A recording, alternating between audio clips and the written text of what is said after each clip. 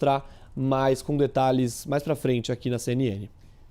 Diego, fica aqui comigo porque temos mais um convidado. Vamos falar agora com o porta-voz da Conferência dos Bispos, o padre Arnaldo Rodrigues, que está gentilmente ao vivo aqui conosco nesta que é uma cobertura especial. Padre, bom dia para o senhor, obrigado por conversar e disponibilizar, sobretudo, um tempinho para nos ajudar a entender os próximos passos da Igreja Católica, qual foi o legado, deixado pelo Papa Francisco. Mas a primeira pergunta que eu tenho para o senhor o senhor morou em Roma. E como foi ter esse contato bastante próximo do Papa Francisco, um Papa sul-americano, o primeiro deles, alguém super divertido, amoroso, enfim. Bom dia para o senhor. Bom dia, Renan. Bom dia, Diego. Bom dia a todo mundo que está nos ouvindo, nos acompanhando, né? Então, assim, foi um momento importante durante 7 anos, mas antes de morar em Roma, eu já tive um contato com ele na preparação da Jornada da Juventude, em 2013, e quando ele esteve aqui no Rio de Janeiro, né? Então, eu fui responsável de alguns eventos onde o Papa estava presente. Então, tivemos a oportunidade de encontrá-lo, conversar um pouco. E depois em Roma, durante 7 anos, em que eu estudei e trabalhei também no Vaticano, pude ter a oportunidade de encontrar-me com ele algumas vezes. Sempre foram momentos de encontro muito afáveis. O Papa Francisco sempre muito gentil, muito cordial, às vezes, em alguns momentos, com muito bom humor, né? Então, assim, foram momentos que marcaram durante esses 7 anos e também levaria para a história todos esses momentos, né? Da sua afabilidade, do seu carinho, mesmo numa vida bem agitada, numa correria, ele acabava dando toda a atenção possível e sempre muito interessado por tudo aquilo que dizia respeito ao Brasil, né? Sempre ele conversava e sempre fazia qualquer tipo de trocadilho ou brincadeira em relação à cultura brasileira, né? Era alguém que realmente gostava muito, do Brasil, padre, e a gente percebia nas brincadeiras, no tom, que ele adotava e, acima de tudo, na cordialidade que ele recebia os brasileiros que o encontravam Muito. ali na cidade do Vaticano e em outros lugares do mundo. Diego Pavão, nosso editor de assuntos internacionais, está aqui com a gente, tem uma pergunta para o senhor. Padre, Sim. bom dia de novo. Obrigado pela participação aqui na CNN. A gente tem falado a semana toda dessas marcas do Papa Francisco, desses legados que ele deixa, dessas características importantes que ele tinha. E uma delas, a gente falava até agora há pouco, sobre esse olhar para os jovens, né? O olhar para a juventude, para as novas gerações. Eu queria saber do senhor, do seu ponto de vista, o quão importante o senhor considera esse olhar para a juventude. A gente teve o Papa vindo para o Brasil para uma jornada da juventude, para ele era isso era muito importante. E eu queria saber do senhor se essa marca tem que ser deixada pelos próximos papas. Olha, o Papa Francisco ele tinha uma predileção de uma forma especial, né? Na igreja no Brasil, na América do Sul, fala-se muito sobre a questão da urgência da juventude. A igreja, no modo geral, né? A prioridade pelos pobres, a prioridade pelos jovens, e principalmente, então, o Papa Francisco ele tinha essa marca muito grande dessa preocupação. E eu lembro perfeitamente que, iniciando na Jornada da Juventude, foi a primeira viagem dele como Papa, né? Como pontífice, primeira viagem diplomática dele, primeira viagem internacional, depois de ter sido eleito. E aqui ele teve a oportunidade de se encontrar com vários jovens, tanto na grande massa, multidão, como também em pequenos grupos. E as suas mensagens sempre eram as mesmas, né? No sentido de que o jovem deveria ter coragem, deveria ir para frente. As outras mensagens também, ao longo de todo o seu pontificado, ele sempre falava isso, sobre um sentido de vida. O jovem é aquele que do radicalismo, então que ele encontrasse esse radicalismo também na igreja, em Deus, mas sobretudo nas suas relações. O Papa foi um homem que cultivou muito esse aspecto de como cuidar melhor das nossas relações, e ele falava isso muito para os jovens. E o jovem entendia, tanto é que os jovens respondiam a esse chamado do Papa.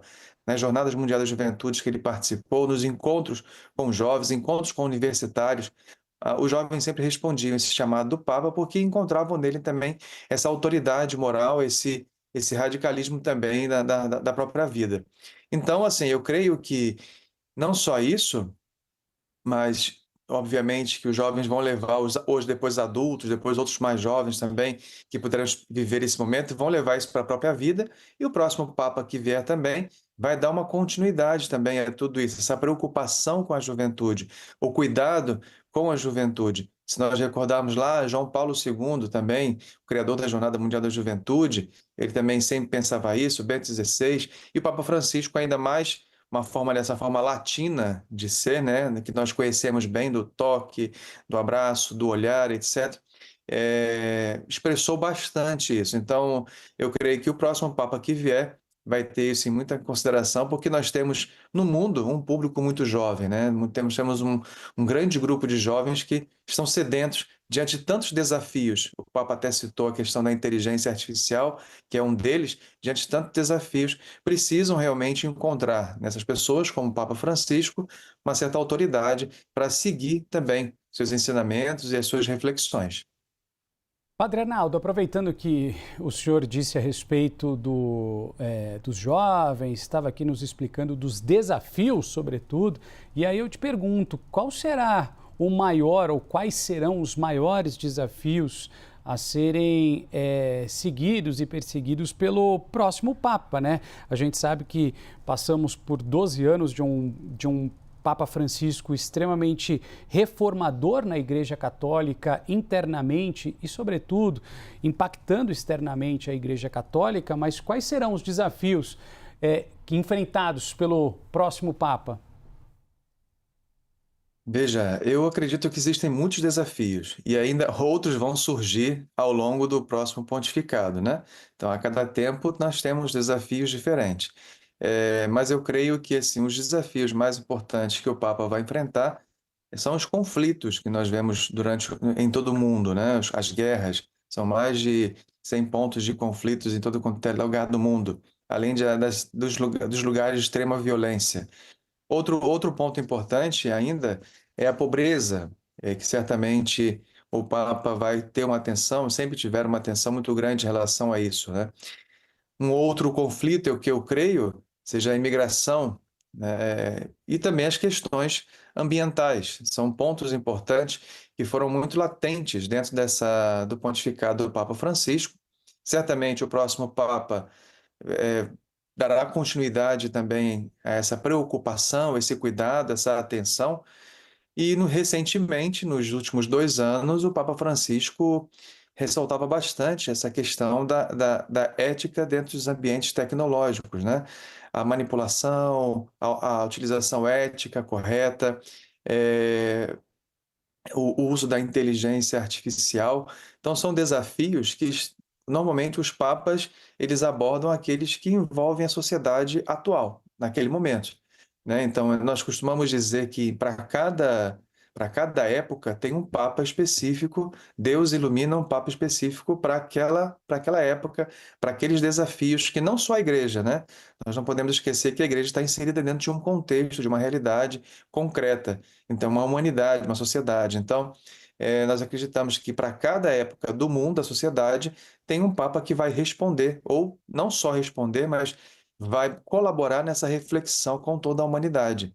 A igreja, com toda a sua experiência de tanto tempo, né, ela pode dar uma colaboração. Então, o Papa também, ciente disso, de todos os seus predecessores que chegaram até hoje, né, os que chegaram até hoje, o próximo que vier, vai certamente ajudar a refletir um pouco sobre esses desafios e, com certeza, vai dar a sua opinião, também vai cobrar até mesmo atitudes, e vai ele mesmo ter atitudes em relação a esses desafios.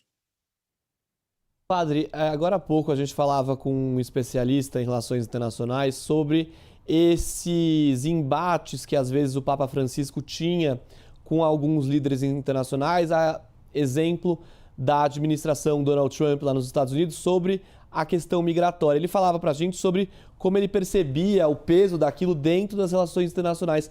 Mas eu queria saber do senhor, como alguém de dentro da igreja, como que o senhor avalia esse papel que o Papa cumpria de mostrar na cabeça dele, né, na visão dele, injustiças, se a gente for falar, por exemplo, da questão migratória, da questão das deportações, da questão de, por exemplo, levantar muros ao invés de pontes, como ele mesmo falava. Como o senhor avalia isso, esse papel do Papa durante o pontificado dele?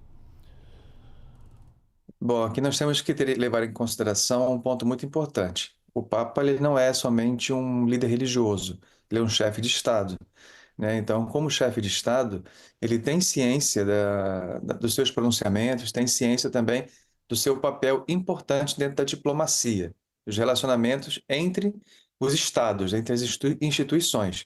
Então, de certa forma, o Papa ele colaborava com isso. Então, havia uma grande preocupação. Então, a importância da presença do Papa dentro desse cenário, dentro desse debate, também requer atenção, requer também há um conhecimento, né, de toda a realidade. É, o Papa tem os seus assessores, seus correspondentes, que ajudam também a esclarecer e a entender cada cenário, cada realidade. Então, quando o Papa chega a falar sobre uma situação, é porque, de fato, ele tem um grande conhecimento também dentro daquela realidade. E foi bastante com o Papa Francisco. E o Papa Francisco, ao longo de todo o seu pontificado, ele intermediou e tentou intermediar também diversos conflitos, diversas situações.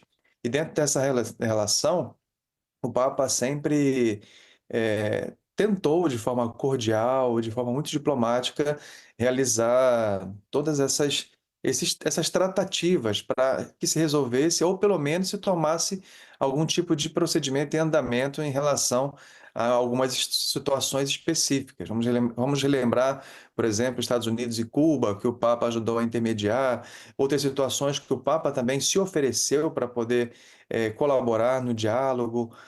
Porque, na realidade, a grande preocupação do Papa diante de todos esses conflitos são as pessoas que mais sofrem, né? São crianças, são jovens, são idosos, são pais de família, enfim, são pessoas que, de uma certa forma, acabam sendo muito impactadas, até mesmo com vítimas, com a própria vida. Então, essa é a grande preocupação também do Papa. E é óbvio, a guerra, o Papa sempre recordava isso, não tem nenhum fruto, não produz nada, ela só destrói. Então, o Papa tinha essa grande preocupação, e nisso ele intervia com bastante precisão, quase que cirúrgica, realmente, no sentido de tentar, o máximo possível, terminar com isso. E seus discursos, principalmente os últimos, no que falavam sobre a paz, que falavam sobre o diálogo, ele deixava isso muito bem claro em relação a essa necessidade urgente de diálogo e necessidade urgente de colocar fim a esses conflitos. Padre Arnaldo, eu só queria, como última pergunta, a gente está falando Sim. muito sobre o futuro da Igreja Católica, o novo Papa, o conclave, e sabemos que são vários e vários cardeais aptos, né, a se tornar o novo padre, entre eles brasileiros. Já estamos na torcida? Temos alguma chance de ter um Papa brasileiro ou seria quase que impossível termos nesse momento um novo Papa sul-americano? Veja, chance existem, porque todos os cardeais que estão ali, todos eles podem ser eleitos. Qualquer um deles pode ser eleito papa, né? Agora, enquanto igreja, nossa preocupação não é qual papa vai ser, né? Existem muitas narrativas e são normais. As narrativas são normais que acabam se criando, né? Qual papa vai ser esse? Vai ser esse? Vai ser aquele? Vai ser desse estilo? Vai ser desse outro? De qual país ele virá? Né? O mais importante é que o papa que vier, ele seja um homem aberto e com certeza aberto a, a indicação, a orientação de Deus, a como Deus conduz, porque na verdade quem escolhe é Deus por meio desses homens que estão conduzindo ali o conclave, né? Mas a nossa esperança, de fato, é que o próximo Papa que vier, ele vai com certeza dar continuidade a todo o trabalho do Papa Francisco e dos outros papas, mas que ele seja esse homem realmente dócil ao Espírito Santo e que ele conduza, né, a Igreja dentro desses grandes desafios que existem. Então, se há a possibilidade de ser brasileiro, como um brasileiro, um africano, um francês, um italiano, de outra parte da Europa, de outros continentes. Isso pode acontecer com certeza, porque todos ali são eleitores que estão ali, podem ser eleitos também para ser papa. Então, A nossa única coisa é que nós confiamos que tudo vai caminhar sempre para o bem.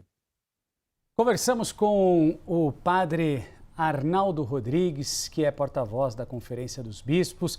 Padre, muito obrigado por todos esses esclarecimentos, por gentilmente estar cedinho aqui conosco na CNN Brasil. Claro que a gente vai conversando para entender aí os próximos passos, né? Estamos falando de um momento histórico, obviamente, de um momento da perda do Papa Francisco, mas sobretudo também de um momento de despedidas e de relembrar tantas e tantas coisas que foram deixadas, esse legado maravilhoso do Papa Francisco. Obrigado, um bom dia, boa quinta-feira para o senhor. Obrigado, padre. Obrigado, bom dia, bom trabalho para vocês. Muito obrigado.